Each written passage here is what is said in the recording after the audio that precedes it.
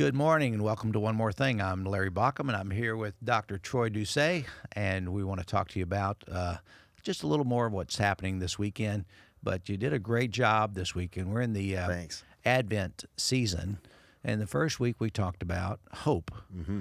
And this week we shifted from hope to what? Peace, yeah. The idea of peace and what peace means, I guess, from that Christian story, from the birth of Christ, as opposed to our sort of modern day take and definitions of peace. And so I kind of tried to situate it as being an incongruent idea of what Jesus offers us in terms of peace versus what we often desire to have as peace. So, yeah. Well, as a parent with children, how does peace fit into that scenario? I mean, do you ever find peace when you've got all your kids together? How does that work? Oh, I think that's what I kind of mentioned from the stage. I said I'm preaching to myself today because it's very chaotic when the kids are all around and they're doing their things and we're trying to manage schedules, and this one wants to do this and this one needs to do that and this one has that to do. And so that type of peace, I guess what I was trying to communicate was there's never absolute perfection in peace. Peace is something that is always already available to me, but I have to make that decision to walk in it. And sometimes, like we say, Jesus offers us peace not apart from the chaos, but in the midst of it. Right. And if we can get our minds wrapped around that, I think peace becomes a bit more accessible in its truest form to us, as opposed to having just a flat level surface to walk around on. So when we go do a memorial service or someone's at the hospital and they passed away, often we would say, "Oh, he's now at peace." Mm-hmm. What do we mean by that? What do you think? Yeah, I think that's a difficult question because that sort of peace is a type of removal. They've been removed from this particular world that is often surrounded by the chaotic and the confusing, and we kind of have this peace is somewhere out there mentality when we say now he's rest in peace, right, or whatever. Right. Now he's at peace. He doesn't have to deal with the crap of this world anymore.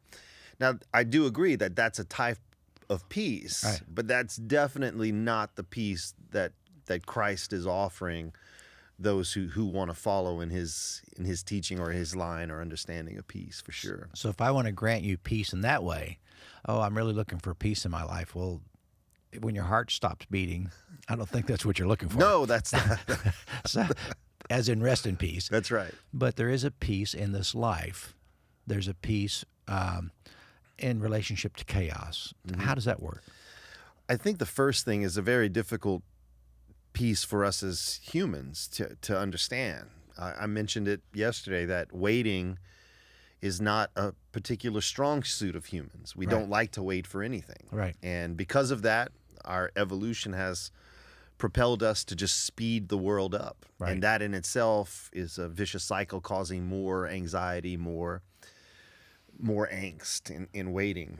But the peace that exist within chaos is not this dualistic peace, like this is chaotic and this is peace. Peace is something, I said yesterday, it's not anything I wait for. It's something I choose to walk in. Mm-hmm. And I think a good example of that, I just spoke with, Pastor Kevin Kaiser, and his wife, Sandy, got news that she has breast cancer. But yet you look at her in the midst of all the chaos of that information, of the therapy she has to go through and the uncertainty she faces. But yet, man, she's smiling, and she's kind of has this attitude of, I'm choosing to walk in peace.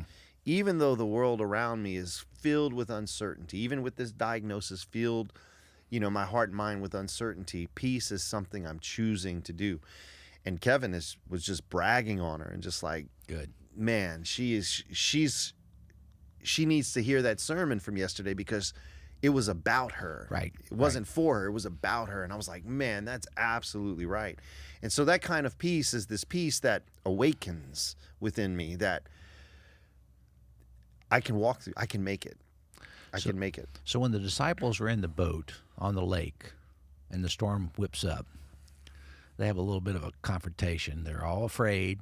And tell me the story and tell me what the resolve is of that story. You know it very well. Oh yeah. So, they're on the boat, and the boat is in the midst of chaos, right? Which is, again, water and chaos for some reason in Scripture has a connotation of confusion and chaotic and disruption. But yet here comes Jesus, like walking on the water. Great. Like, yeah, we could have a ongoing debate as to whether or not how authentic that is from a historical standpoint, but that's not the point of the story. The point of the story is Jesus is walking on the chaotic, Right. not away from it. He's not calling you away from, hey guys, turn on the engines or get your paddle boards out and come to the peaceful side of the river. Right. He's like, there's a possibility, a potential. So let me Go ahead. divert you. Yep. The story I'm referring to is the story where he's sleeping in the boat. Oh, so yeah. So what happened there? Well, he wakes up and he seems a bit perturbed that the disciples wake him up. Like he's sleeping in the middle of the chaos. Right. And so in that particular story, what's unique about it is I love that Jesus, I was sleeping and you guys are concerned about this. So I think, again, it's a manifestation or a realization that even when I'm in a situation that I should be anxious about, worried about, I don't have to be. That's a choice I make. Worry, I think it was Mark Twain who said something like, being worried is like owing a debt that you don't have to pay. Right. And so, or being worried about the past or the future is like owing a debt you don't ever have to pay. It's a choice we make. And that's what I was trying to really illustrate and illuminate yesterday was peace is not found in perfection, because that's what we all want. Right. Peace is found in connection. And that's being aware of not the absence of chaos, but the presence of Christ within me. And so throughout the biblical story, there are lots of references. In the beginning was the chaos, and you referenced that very well. Then you go to go to the story of walking on the water or Jesus in the boat, and there's chaos there. Yep.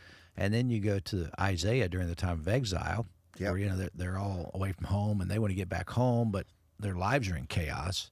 So this chaos, Yep. but there's one coming. And the hope of this season, and we talked about hope, and then we landed at what are we hoping for? The Prince of Peace. that's right. And if Christ is that Prince of Peace, he comes to us in the middle of our chaos and opens our eyes to realize he's always with us. Yeah. He always has been. I love the story where a guy was saying, I was in the middle of a very busy room of people and just very chaotic party. And it's just overwhelming. Anxiety takes over. And then he goes, but then I went out and took a moment and readjusted myself and went back in. And in the middle of that chaos, I had this peace. And then another time, he said, I was in the lake, at the lake in the mountains, in such a tranquil environment, just peace all around me. But there are so many things going on in my life, in my company, in my business, in my relationships. He said, I was eat up.